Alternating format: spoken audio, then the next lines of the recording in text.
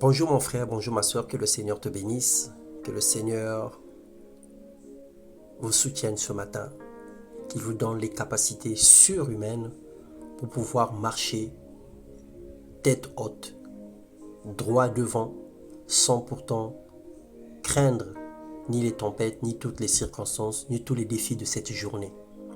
Nous disons ce jour, car tu es bon Seigneur, tu pardonnes, tu es plein d'amour pour tout ce qui t'invoque. Alléluia. Alors le thème de notre partage ce matin, Jésus, la lumière des hommes. Dans Genèse, le chapitre 1, le verset 1, la Bible déclare: Au commencement, Dieu créa les cieux et la terre. La terre était informe et vide. Il y avait des ténèbres à la surface de l'abîme. Et l'Esprit de Dieu se mouvait au-dessus des eaux. Dieu vit que la lumière était bonne et Dieu sépara la lumière avec les ténèbres.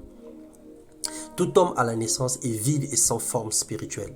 Né et conçu dans le péché, apparu dans les ténèbres de la vie familiale sans décider ni choisir de sa lignée ou de sa nationalité. Personne n'a choisi dans quelle famille venir, personne n'a décidé de quels parents naître. Alors nous sommes arrivés. Mais Dieu, dans son amour, s'est substitué en homme, Jésus-Christ, qui est venu pour éclairer les hommes, afin de leur délivrer du ténèbre et de toute forme d'alliance spirituelle. Dans Jean 1, le verset 4 et le verset 9, la Bible déclare: En elle était la vie, et la vie était la lumière des hommes. Cette lumière est la véritable lumière qui, en venant dans le monde, éclaire tout homme. Alors Christ est venu pour nous éclairer. Nous ne pouvons pas ignorer le besoin de délivrance, refuser l'évidence des liens spirituels, l'existence des ténèbres qui règnent autour de nous, qui se manifestent par toutes sortes de malheurs, blocages, immoralité, jalousie, haine, œuvres de la chair, impudicité, adultère, fornication, mensonge, sorcellerie et autres. Toutes ces choses sont des liens que l'ennemi a tissés dans nos vies. Et Jésus-Christ vient pour nous délivrer de ces choses, apporter la lumière parce que ces choses sont ténèbres. Alors seule la lumière qui peut nous montrer la face cachée de notre vie, de notre existence, consciente ou inconsciente. Cette lumière est le miroir qui montre toute apparence. Lorsqu'une personne marche dans le ténèbre, lorsqu'une personne marche dans l'obscurité, les taches qui sont sur cette personne ne peuvent être visibles. Il n'y a que la lumière, il n'y a que le jour qui peut faire apparaître tous les défauts d'un ouvrage.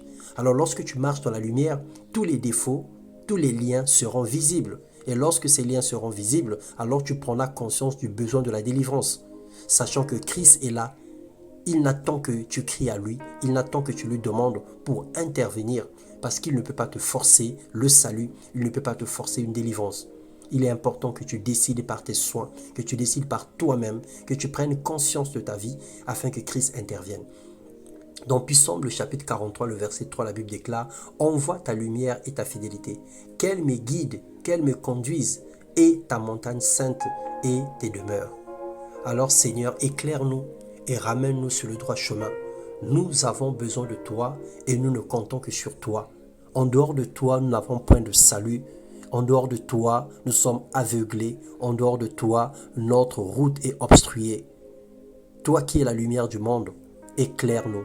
Fais tomber les écailles de nos yeux afin que nous voyions, afin que nous prenions conscience de notre vie et que nous te laissons le contrôle total et intégral.